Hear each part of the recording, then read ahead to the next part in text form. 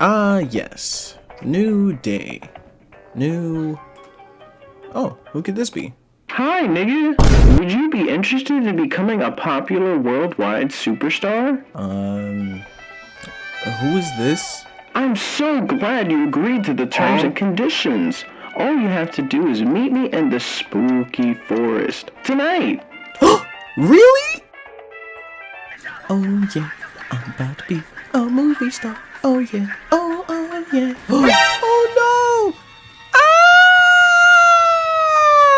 Oh no! Ah! Hi, nigga. I'm the guy that was on the phone. Here's your contract. Oh, wow. Oh. Okay. And when do I start?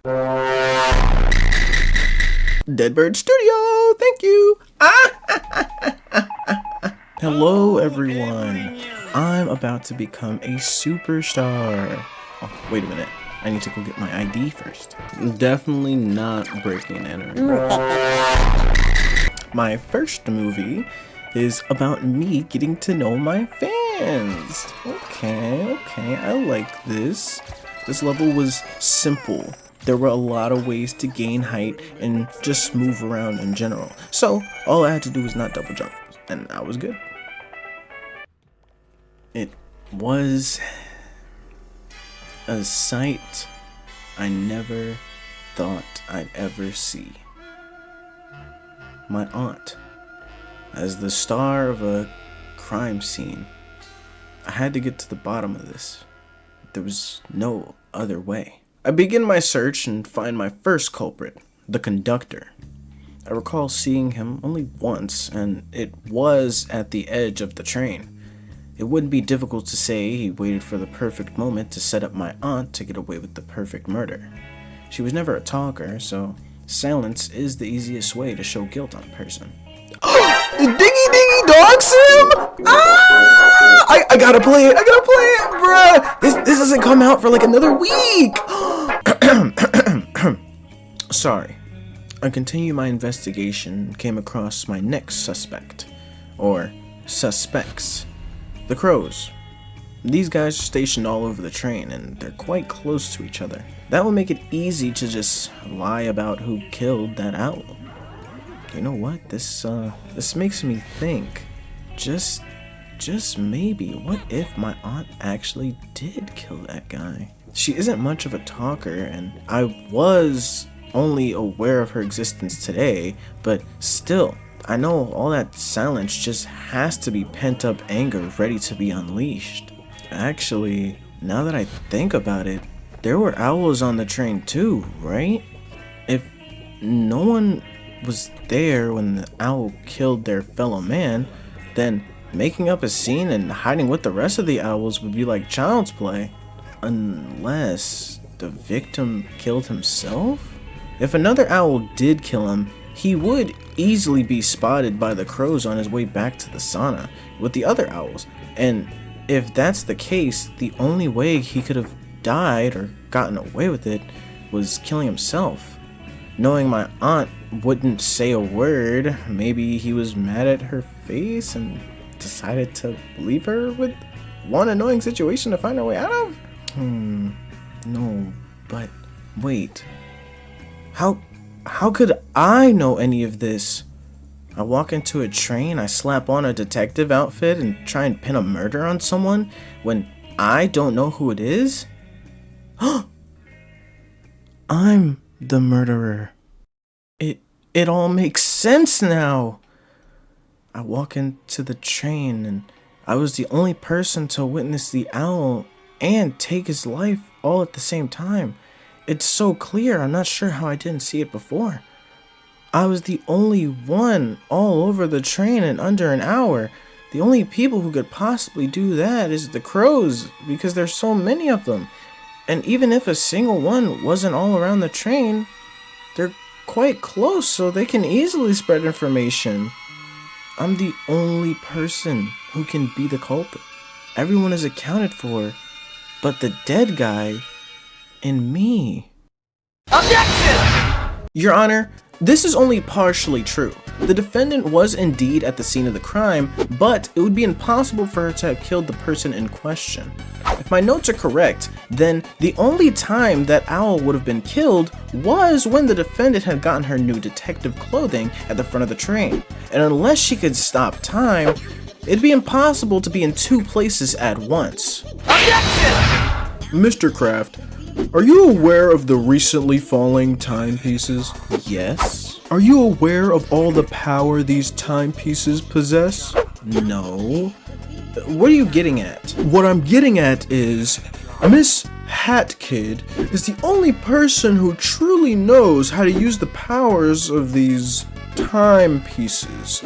She would easily be able to travel through time and, let's say, kill anyone, take anything. Honestly, the possibilities are endless when you can control time. Damn, he's right. She does have most of the information on the timepieces, and if she wanted to, she would easily be able to do all those things. But why doesn't that make sense? Objection! You are certainly right about her ability to do whatever she wants with time, but that's exactly why you're wrong about her being the killer. Even with the fact that she can bend time to her will, why would she put on a whole ploy to kill someone and have someone else blamed? It sounds kinda silly, right? That's because it is. If she was the killer, we would never know. She would simply edit time until it was done with no traces, other than close family noticing their relative going missing for a while. For this situation, that's exactly why no one else would be able to find a killer, or find any evidence on how the suspect was killed. Everyone can cover each other, and no one can cover the dead body, not even her aunt, who was caught at the scene of the crime. But wouldn't that make her guilty? No, because that would be the perfect alibi. If no one saw what happened, no one heard anything, and she can't speak on her own, then everyone would be riled up, pointing fingers until someone was put behind bars, leading me to believe that Owl isn't dead. What? He faked his own death for only one reason. It was my turn to clean the Owl Express, and I just decided to, fake my death. Oh! With this rubber knife. You what? Brother, this guy's...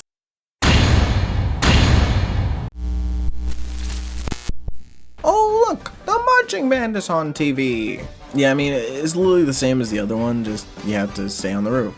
Nothing too crazy though. Moving on. I then got my bread up. As you can see, I bought a scooter. So now it's time to destroy this man in a race. No, dude! You know, second time's the charm. So we beat that guy first try, and then we move on to the forest. Now, signing our soul away earlier just made us like his worker or like pet. I can't tell you. We're like a slave. We're one of his slaves. The top working slave. So we have to go do some of his bidding. The first thing that he asked us to do was get rid of the fox spirits. They were dancing around a fire, so we had to toss paintings in it to dispel them. He says, murder the spirits. So we do that. After setting these creatures ablaze, it opens up our path to the Subcon well. This is actually going to be the first time where I have to explain a difficult section in this challenge.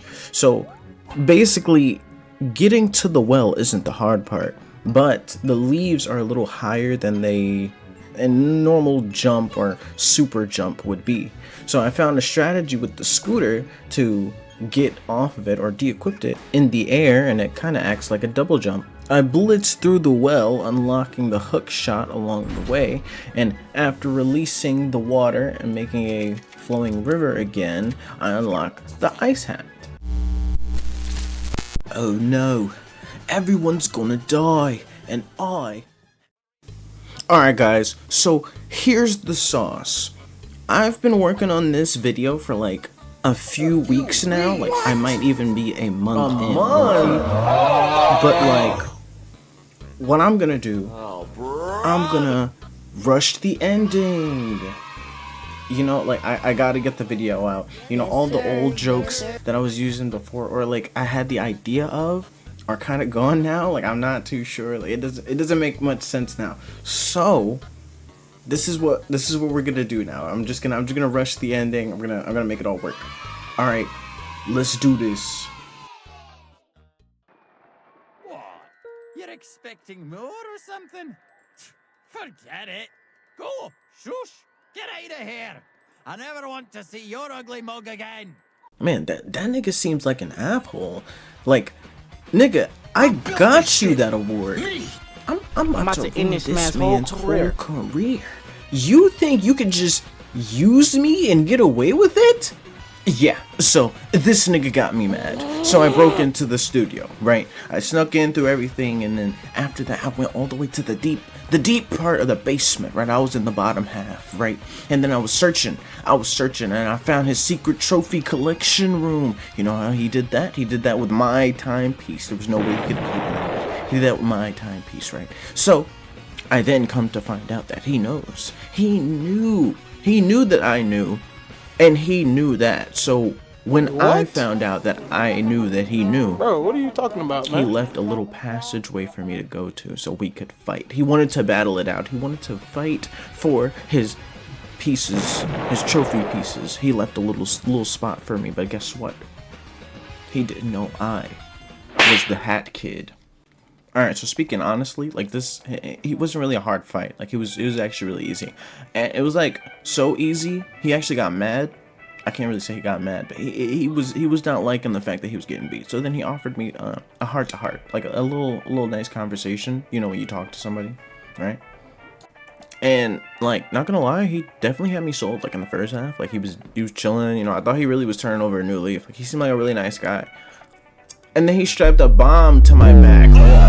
What? Like how do you switch up like that? Like man. Anyways, the GOAT pulls through DJ Grooves with the comically large scissors that actually works, right? And then we beat this owl guy and we just get the timepiece. We go on with our day. Absolutely beautiful. Now, after a little bit of thought and realization, I think about how we still don't have our soul.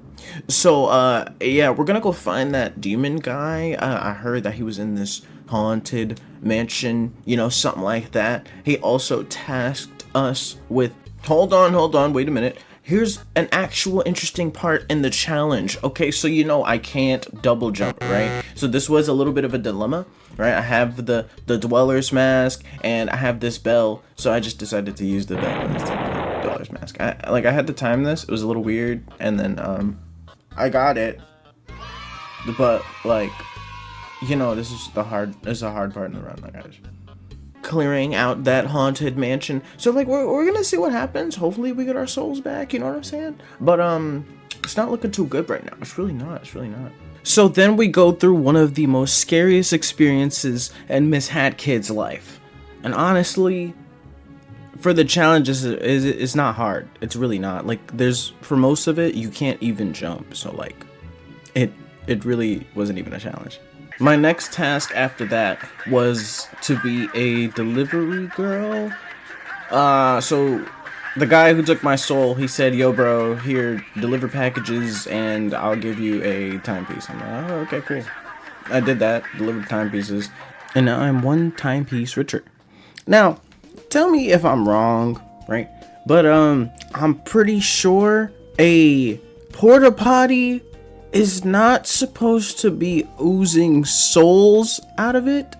So yeah, I had to fix that. Yeah, he sent me to do that, and I think this might be the last task. You know what, like you know, I could deliver packages, you know, I could break into a lady's house and steal her timepiece, you know, that's all cool, fun and games and everything. But I crossed the line when you make me clean out a soul-filled porta potty. That's it. No, I gotta confront this man. Let's see what he has to say. And guess who else just became obsolete? That's right. You. The sad truth is that this man thought that he could ice me. took my hat and everything. But no, I'm too smart for this. I'm way too big brain. Splashed him with a blue potion. I started whooping his ass. Easily, too. Beat him so bad, he just wanted me to leave. He said, yo, just get out of here. And then he gave me my soul back. Get scammed! Oh, get scammed, nigga. Get scammed! And he gave me a timepiece. I'm loving it. Yeah. After that, this loser that doesn't even know how to use a ladder breaks into my home and steals some of my timepieces.